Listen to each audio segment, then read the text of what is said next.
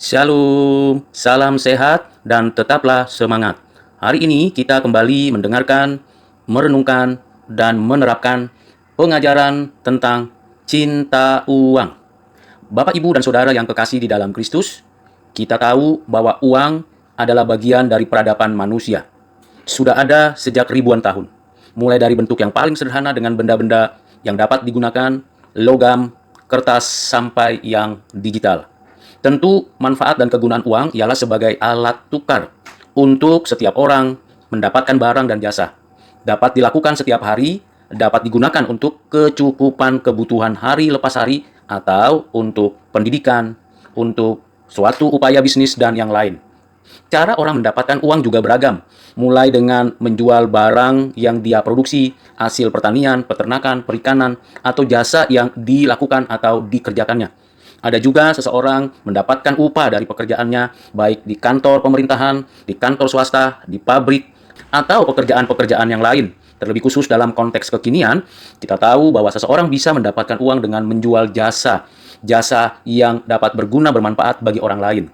Bapak, Ibu, Saudara yang kekasih di dalam Kristus, ada juga orang yang melakukan kejahatan agar mendapatkan uang, yaitu dengan mencuri, dengan merampok, dengan korupsi, bahkan menipu, jual beli saham yang ilegal, berjudi, bahkan menggunakan uang untuk hal-hal yang jahat, melakukan tindakan-tindakan yang najis yang cemar seperti membeli narkoba atau menyaksikan film-film yang cemar dan najis. Bahkan juga ada orang yang mendapatkan uang karena ada posisinya sebagai pejabat dengan menggunakan kekuasaannya, ya korupsi. Sehingga uang yang harusnya untuk rakyat, yang harusnya untuk mensejahterakan orang lain, dipaksa, diambil, dilakukan korupsi untuknya. Bahkan kita tahu ada juga orang yang memperkaya dirinya, tidak memperhatikan apa yang ada di dalam kehidupan orang lain.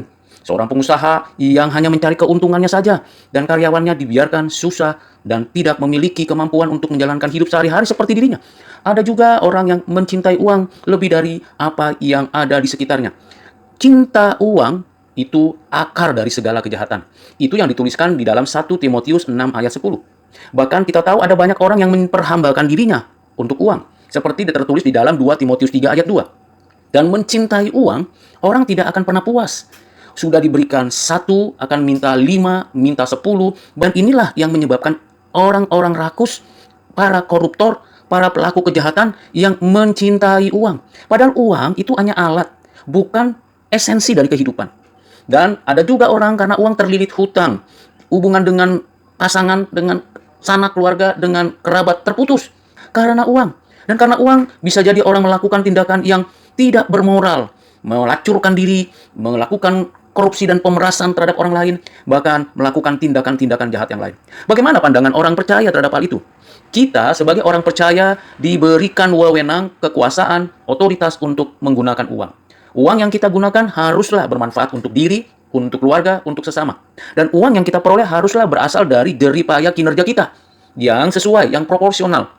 Dan tentunya uang itu haruslah menjadi sarana untuk mendatangkan shalom di rumah, dalam masyarakat, di dalam bangsa dan negara. Janganlah kita merampas hak orang lain untuk memperkaya diri, atau memperbudak dan memiskinkan orang lain untuk kita mendapatkan keuntungan, atau mencari kesempatan untuk kita memperkaya diri sehingga orang lain mengalami kesulitan dan kesusahan.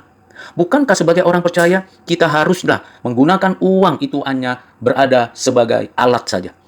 Janganlah kita cinta uang. Bukan berarti kita membuang, menyingkirkan, meninggalkan uang, karena uang merupakan bagian dari peradaban manusia.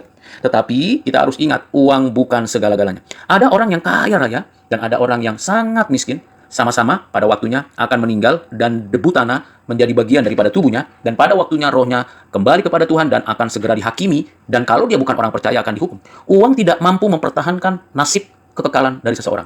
Uang tidak mampu mempertahankan kesehatan, bahkan relasi dengan siapapun. Karena itu, Bapak, Ibu, Saudara yang kekasih dalam Kristus, mari kita memuaskan diri bukan dengan cinta uang, tapi dengan cinta kepada Tuhan dan sesama. Dan kalau kita sudah mau dipuaskan diri kita dengan cinta dari Tuhan, maka apapun yang kita kejar, kita raih untuk mendapatkan uang, hanya satu tujuannya, nama Tuhan dimuliakan, banyak orang diberkati. Dan jangan lupa memberikan persembahan, bukan hanya perpuluhan, tetapi juga belas kasihan yang lebih dari sekedar perpuluhan. Kiranya renungan singkat ini menjadi refleksi untuk kita terapkan agar kita fokus mencintai Tuhan dan sesama. Tuhan Yesus memberkati.